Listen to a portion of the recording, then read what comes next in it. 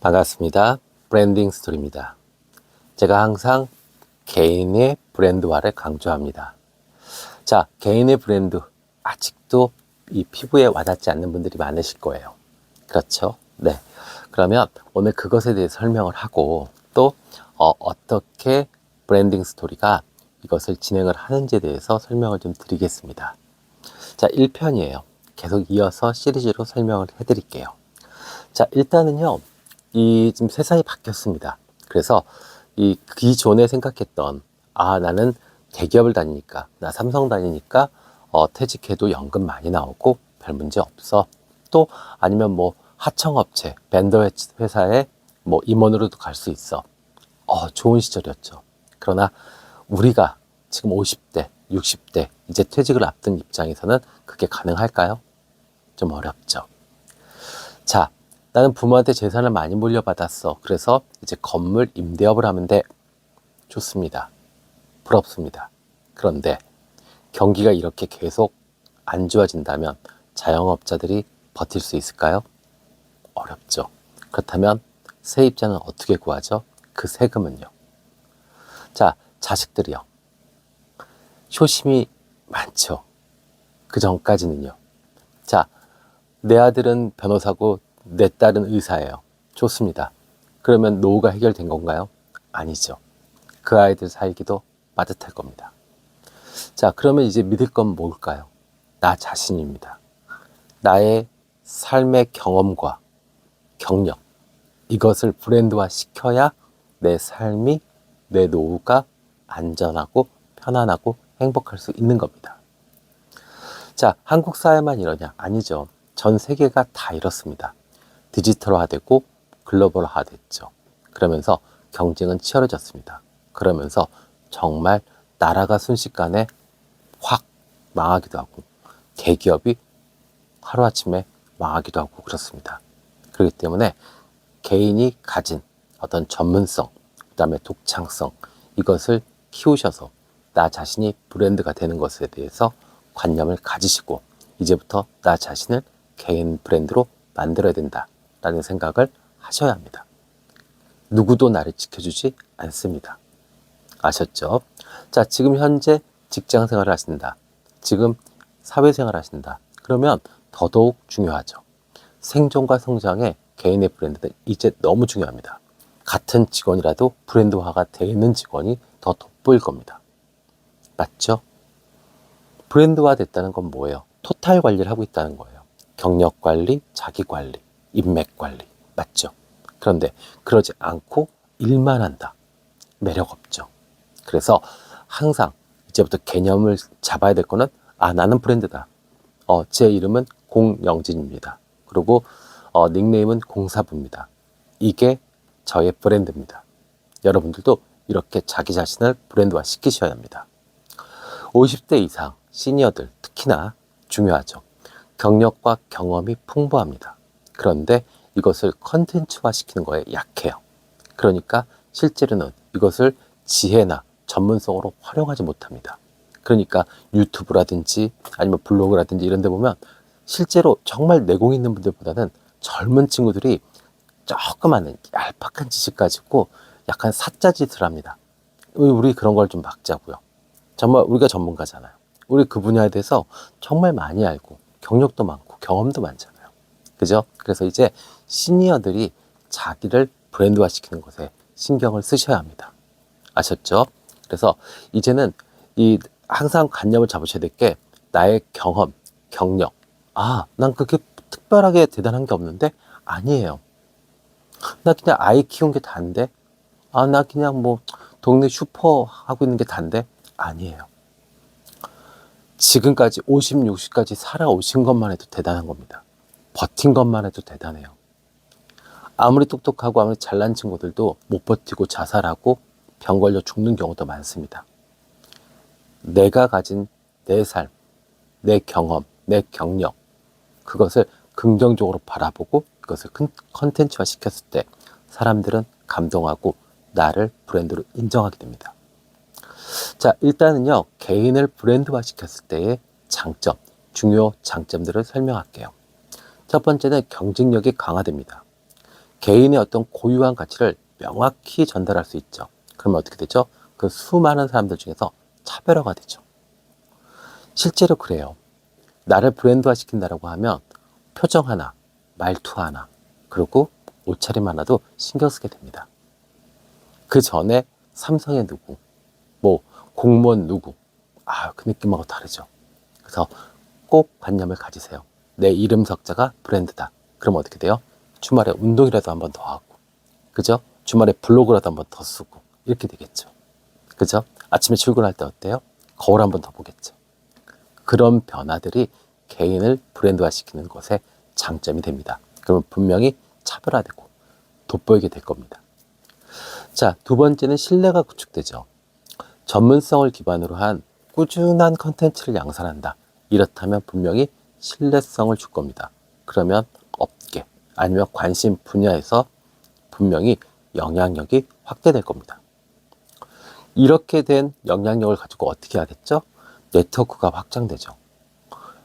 퍼스널 브랜드가 명확하면 명확할수록 관련 업계라든지 관심 분야에서 분명히 주목도는 높아질 겁니다. 그러면 여기서 얻는 거는요, 단순히 경제적 이익뿐만 아니라 나의 어떤 존재의 가치도 느낄 수 있습니다. 내 삶이 헛되지 않았구나. 내가 지금 살아가는 게 의미가 있구나. 내일은 더 좋은 내가 되겠구나. 이런 것들을 느낍니다. 그래서 심리적 만족도가 상당히 높아집니다. 네. 어차피 사실은 그래요. 나이를 먹고 뭐 경제적 활동을 하는 거 중요하죠. 그런데 실제로 그렇게 큰 돈이 들지는 않습니다. 건강, 병원비 뭐 이런 거 말고 아이들 출가시키고 결혼시키고 나면 두 부부가 살아가는데 큰 돈 들지 않습니다. 그러면 그 작은 돈이라도 꾸준히 내가 작가로서 인쇄받고 블로그로서 뭐 광고 수입 받고 유튜브로 찍어서 뭐 구독자한테 돈 받고 뭐 이러면서 살면서 거기서 심리적 만족도 얻는다. 거기다 가끔씩 강의나 강연도 나간다. 너무 좋죠. 이런 것들이 우리가 꿈꿔야 될 노후입니다. 이제 내가 브랜드가 돼서 내 삶을 내가 지키는 이제 이런 식으로 페라다임 생각을 바꾸셔야 합니다. 그러면 저희 브랜딩 스토리에선 과연 무엇을 하느냐? 일단 저희는 심리학을 기반으로 해서 퍼스널 브랜딩을 융합합니다. 그래서 구체적인 융합 방안은 첫 번째, 강점 기반의 브랜딩을 합니다. 긍정 심리학, 강점 이론을 활용해서 개인의 핵심 역량을 발전시킵니다. 핵심적 가치를 발견하고 발전시킵니다. 자, 그래요. 나 자신은 살다 보면 가족이든 조직이든 어디든 간에 장점을 부각시키기가 어려웠어요. 왜냐하면 장점은 당연한 거라고 생각했고 단점만 부각되죠. 야, 그것도 못해? 야, 그것도 더 해줘야지. 뭐 이렇게들 주변에서 이야기들을 했을 거예요. 그래서 정말 내 강점이 많이 묻혀 있습니다. 나의 어떤 독창적이고 아름답고 반짝반짝 빛났던 그 내면 아이, 이 내면 아이가 사라졌었어요. 그래서 저희는 그 내면 아이를 끄집어낼 겁니다. 그래서 그것을 가지고 나의 경험, 경력, 이것을 컨텐츠화 시키는 그런 작업들을 도와드릴 겁니다. 네. 자, 그래서 결국엔 어떻게 되겠어요? 퍼스널 브랜딩 전략은 이렇게 하면 강점을 활용해서 스토리를 구성하고 이를 컨텐츠화 시키는 것과 되겠죠. 네. 자, 그래서 예를 들자면 셰프라면 건강한 마음을 힐링으로 푼다. 그래서 건강한 마음을 표현하는 힐링 레시피. 뭐 이런 표현도 가능하겠죠. 또 의사라면 삶의 질을 높이는 예방의학. 뭐 이런 식의 콘텐츠도 되죠. 주부님이라면 어때요? 아이 셋을 키운 싱글맘의 이야기. 좋습니다. 꼭 잘나고 멋지고 이런 거 아니어도 돼요. 소소한 것도 되고 전문성도 되고 다 브랜딩화 될 수 있습니다. 세상에 관심 분야는 너무 다양하니까요. 아셨죠? 자, 그 다음에는요. 두 번째입니다. 스토리텔링을 심리적으로 이용하는 겁니다. 중요한 건 사람들은요. 이야기를 좋아합니다. 서사적 구조를 좋아합니다. 그렇기 때문에 이런 것들을 스토리로 만들어 나가는 과정에 심리학이 많이 개입을 하게 되죠. 그래서 여기에 더 공감과 기억할 수 있도록 심리학이 도움을 드립니다. 그럼 어떻게 돼요? 자신의 삶과 경력이 이야기로 만들어지고 이 이야기는 결국 진정성, 그리고 공감으로 이어지게 됩니다. 예를 들자면 이렇게 되는 거죠. 직장인이라면 30년간 조직 관리를 하신 분이에요. 그렇다면 이것을 가지고 어떻게 해요? 30년간의 조직 관리를 한 전문가로서 팀 빌딩의 노하우를 전달합니다. 뭐 이런 식이라면 분명히 매력이 있을 겁니다. 또 주부라면 살림의 심리학, 뭐 이런 식으로 표현해서 어때요? 소소한 일상에서의 어떤 즐거움, 행복을 이야기할 수 있겠죠. 뭐든지 가능하다고 말씀드렸어요. 자, 그 다음에 융합방안 3입니다. 세 번째요. 심리적 설득 원리를 이용합니다. 그러니까 심리학적 접근은 여기서 어떻게 되냐면 설득을 해야 돼요. 세상은 설득의 게임입니다. 물건을 하나 만들었다? 고객을 설득해야지 이 물건이 팔리죠. 부부간의 관계도 마찬가지죠. 내가 아내를 설득해야 무엇이 되는 거죠. 맞죠? 네.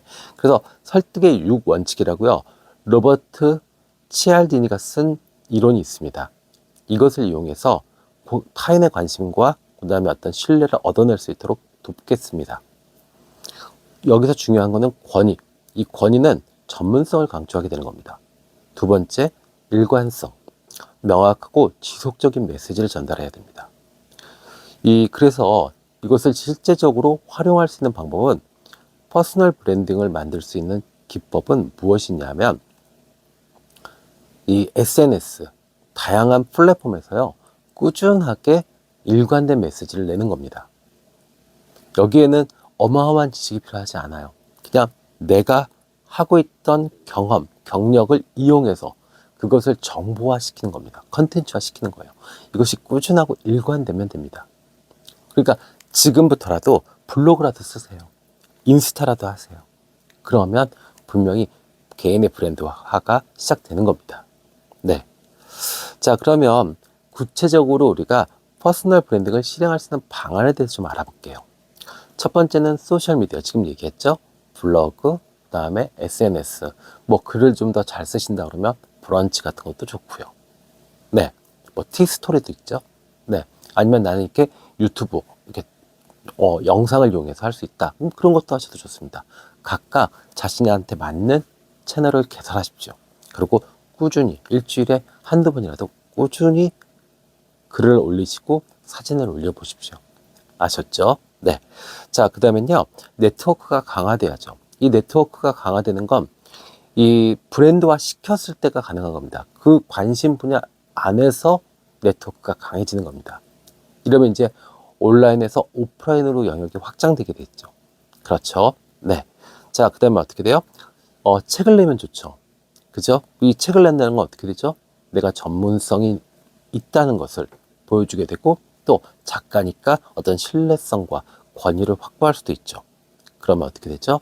지식산업으로 발전할 수 있죠. 단지 내가 그 일을 현업에서 하던 사람이 아니라 이제는 정보를 만들어서 정보를 제공하는 사람이 되는 겁니다. 자, 내가 부동산 전문가다. 내 부동산을 중개한다. 그럼 여기서 끝나는 게 아니라 난 부동산 전문가가 되는 거예요. 부동산 컨설턴트가 되는 겁니다. 이것을 스스로 만들어낼 수 있습니다. 책을 펴낸다면요. 아셨죠? 그래서 저희가 이제 출간이라든지 이런 것을 많이 도와드리게 됩니다. 네. 자, 네 번째는요. 지속적인 학습이 필요합니다. 브랜딩 전략을 위한 전문성. 그러니까 계속 관심 분야를 파고 들어가다 보면 이제 계속 공부하게 되죠.